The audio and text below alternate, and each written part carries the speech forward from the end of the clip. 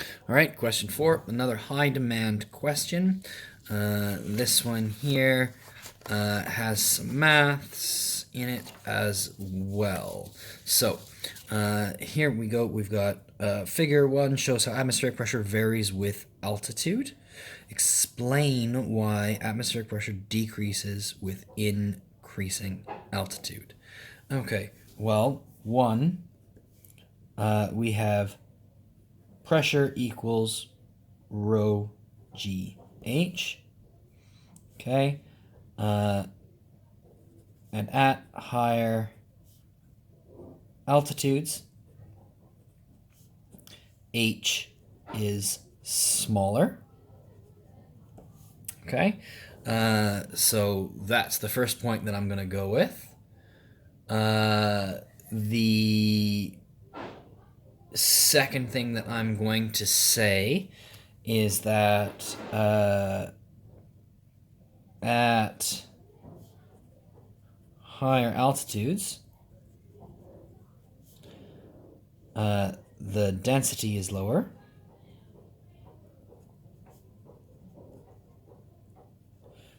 So we have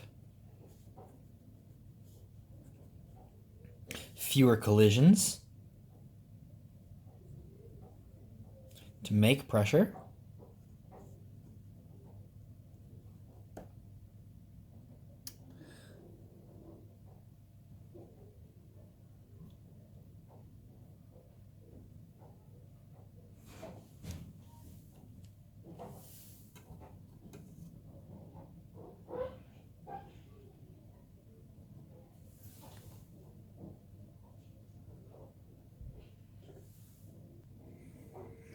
Yeah, I think that that should be sufficient. The mark scheme has it phrased a bit differently, but all that stuff is implied by saying it like that.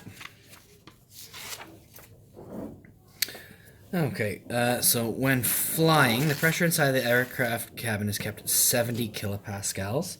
Aircraft window has an area of 810 centimeters squared. Okay. Use the data from figure 1 to calculate the resultant force acting on an aircraft window when the aircraft is flying at an altitude of 12 kilometers. Give my answer to 2 significant figures. So what I have to realize is that since force equals pressure times area, okay, and that my resultant force, so I have a window, I've got a force here from the inside, and I've got a force here from the outside. Okay, and my F net, or my resultant force, is going to be F in minus F out. Okay, and that is that the pressure inside times the area minus the pressure outside times the area. I'm going to do a little bit of algebra here and then say that it's actually area times the difference in pressure. Okay, so I know my area is 810 centimeters squared. So I actually need to switch that to meters squared. So it's 810 times 10 to the minus 6 meters squared.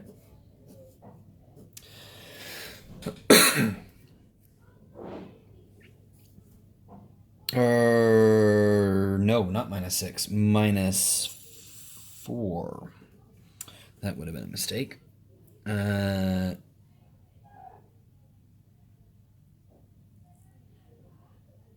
That's right, isn't it? 100 times 100.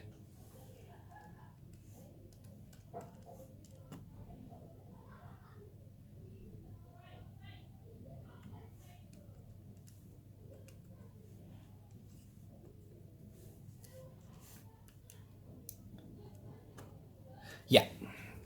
10 to the minus 4. And I have 70 kilopascals. and outside. So here is where you could make a mistake. So I've got to look at my altitude, which is 12 kilometers. So that's 10. There's 1, 2, 3, 4, 5, which means that big lines are 2 kilometers. So right here. All right, so from my graph, that's 20 kilopascals.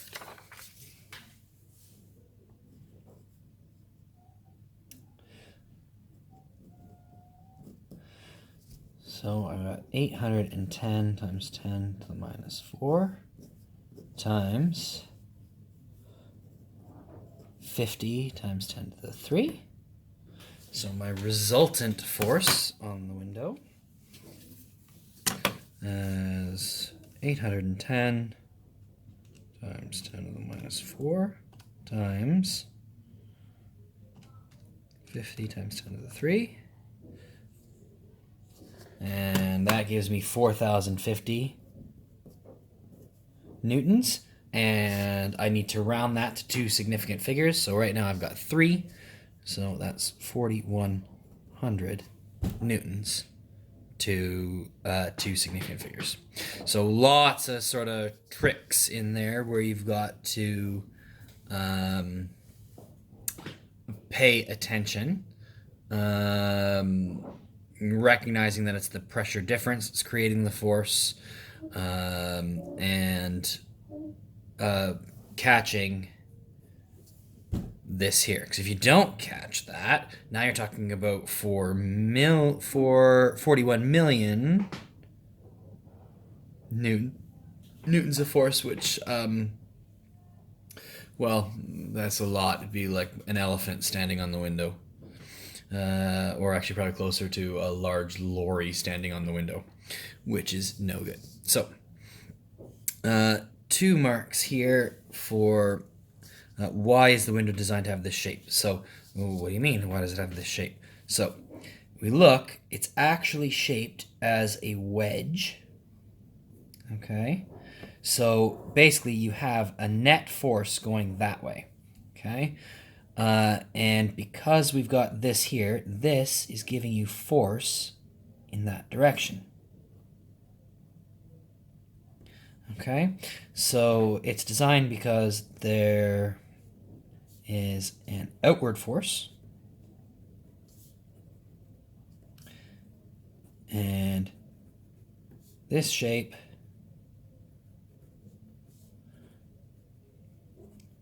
prevents the window from popping out, which would be bad if it happened. All right, thank you. Hopefully this is helpful.